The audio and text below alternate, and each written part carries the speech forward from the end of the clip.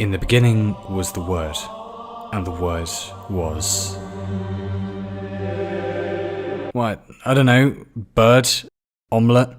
Vajazzle? Who knows? But there was stuff, and some guys in ancient Greece wanted to know why there was stuff. So they invented philosophy, which means literally love of wisdom, or in some translations, I hate this degree, but science had loads of numbers in it. Now, to begin with, there were these guys called the pre-Socratics, and they mostly sat around pondering stuff like what is the nature of the universe, what regulates physical processes, which slave should I pork next, etc. And that was fine, but everything really got going when this guy turned up either called Socrates, Socrates, or as we shall henceforth refer to him, Billy Big Bollocks. He mostly wandered around Greece asking irritating questions, and Athens got quite pissed about this and sentenced him to not living. He also never wrote anything down, but luckily his student Plato did, and crafted a fairly whack philosophy that still shapes our lives today. So let's do part of it really quickly. This is a cat, this is a cat, this is a cat also. They're all different cats, but we still get their cats, so there must be a perfect cat living in some perfect realm above us that all cats are made from. He also had a student called Aristotle who did nothing that spectacular, just basically shaped, modern logic. Aristotle also argued that what separates humans from the animal kingdom is our ability to reason, and not much else, an idea you will find everywhere in the modern age. Not bad, chaps, and now you're all dead. However, the Greeks left a legacy behind that we still feel today. Stuff like hedonism, which back then didn't mean being a selfish dick, but rather just maximizing your own pleasure and being cheerful.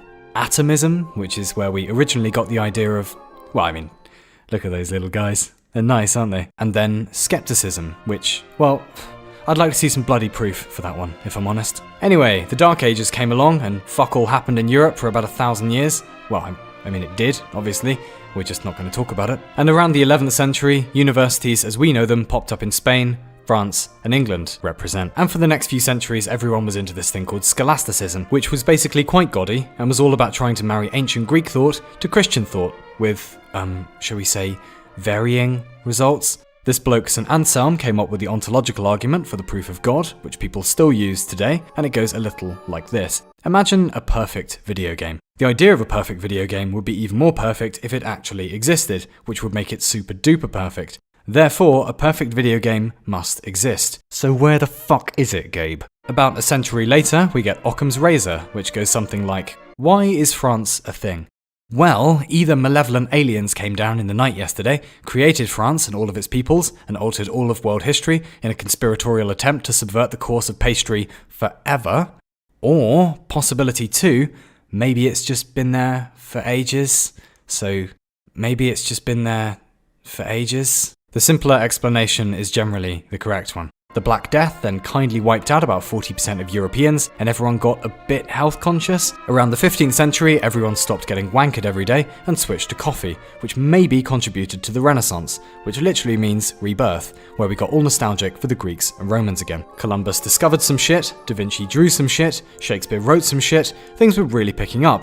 During the 18th century, the Age of Enlightenment began, and modern philosophy took shape. And if you've ever heard someone yell at a philosophy major, "Yeah, but if you work in Starbucks, do you really exist?" Well, you can thank a single Frenchman for this called René Descartes, or René Descartes. And one of his big ideas was, very, very briefly, let's assume we doubt everything. What can we know for certain? Well, does the world exist?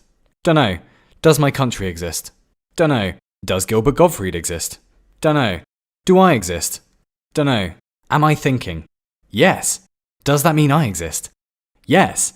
Is the answer Gilbert Gottfried? What? No. Does it have a tail? No, that doesn't even... What are you talking about? Then even if everything is a dream and everyone else is fictional, at least I know I'm a thing because I'm thinking, which must mean I think, therefore I... Wait, is it Emma Stone? No, for fuck's sake! Meanwhile, over in Britain, John Locke and David Hume are cooking up this thing called empiricism, which mostly said, look, knowledge comes from the outside world, not sitting around smoking a fatty and having a think, you idiots. There's also some other stuff going on. Thomas Hobbes, who's also British, represent, says humans are nasty by nature and we need the social contract. Adam Smith more or less invented modern economics. And in 1724, Immanuel Kant was born, who we shall henceforth refer to as Walter Bigwang, and proceeded to tear philosophy a new one.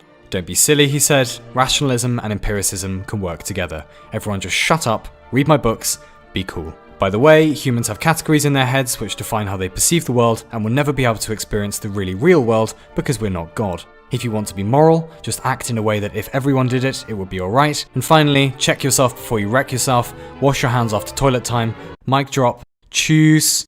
This sparked a whole new movement in philosophy called German idealism. The king of that cartel was a guy called Hegel, and mostly they all wanted to know what you can know about objects that we know you can't know anything about, because we can't know anything about them. Over in America, pragmatism is getting started, which went something like, alright Europe, lovely ideas, but do they work in practice? If yes, good. If not, then maybe just